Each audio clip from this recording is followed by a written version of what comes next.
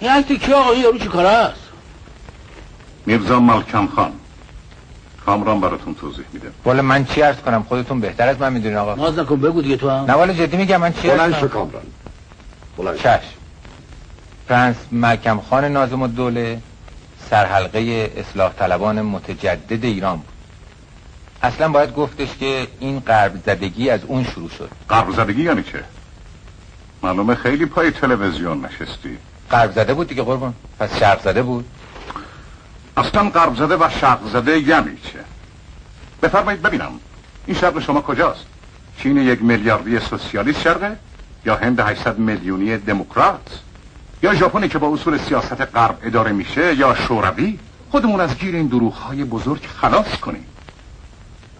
هم سوسیالیسم هم دموکراتیسم هر دو محصول سیر درخشان 2000 و چند صد سال فرهنگ در مغرب زمینه و ما یعنی آسیا چه خوشمون بیاد چه بدمون بیاد لااقل در این 150 سال اخیر حاشیه تاریخ غرب بودیم. ذهنتون رو نجات بدین از این مرزبندی‌های موهوم.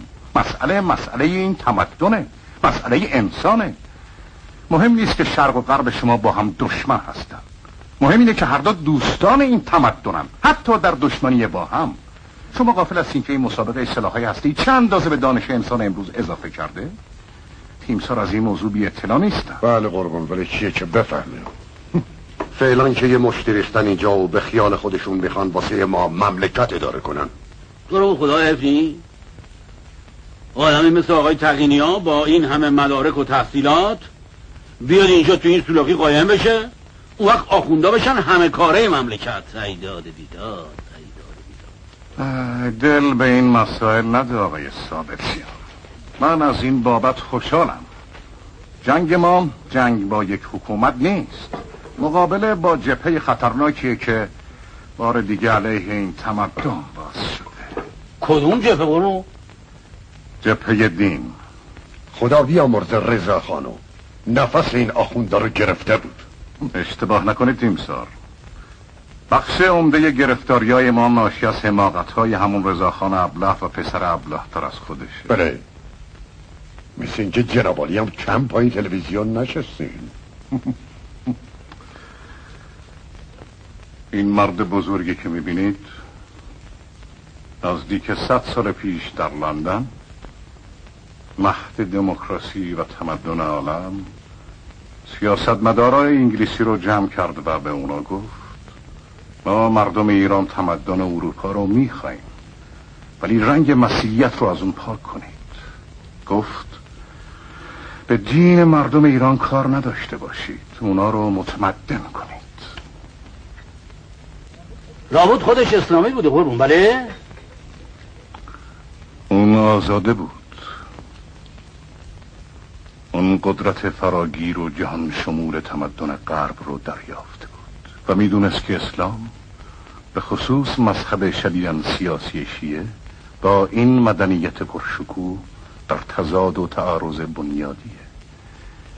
به همین جهت میگفت به جنگ با دین نرید، از کنار اون بگذارید، بنیادهای تمدن خودتون انسجام بدید و محکم کنید، اونجا رو با موازین پیشرفت بسازید، اونگاه دین به خودی خود خواهد رفت، چنان که مسیحیت مسیح از غرب رفت و یهودیت موسی از اورشلیم. من دمیدن اون صبحی رو دوست دارم که مردم در یک جامعه مرفه و مطمئن و با فرهنگ از خواب بیدار بشن و ببینن که بدون خدا هم میشه بهش رو داشت. با مگه این آخونده میذارن آقا؟ اینا یه جنسایی دارن، مگه شما نمیشناسینشون؟ مگه میشه باهاشون طرف شد؟ منظور آقای تقینی ها اینه که مستقیما با خودشون نباید رو در رو شد، باید سنگر اصلیشونو که اعتقادات مذهبی نشونه گرفت. اینا این دست هم خوندن تیمسار، خودشون هم میگن اینا با ما مخالف نیستن، با دین ما مخالفن. از این فرصت استفاده کنید. شما دشمنی دارید که راست میگه. به هر حال این یک جنگ قدیمی ولی کهنه نشده و در عین حال شیرین و مهیج.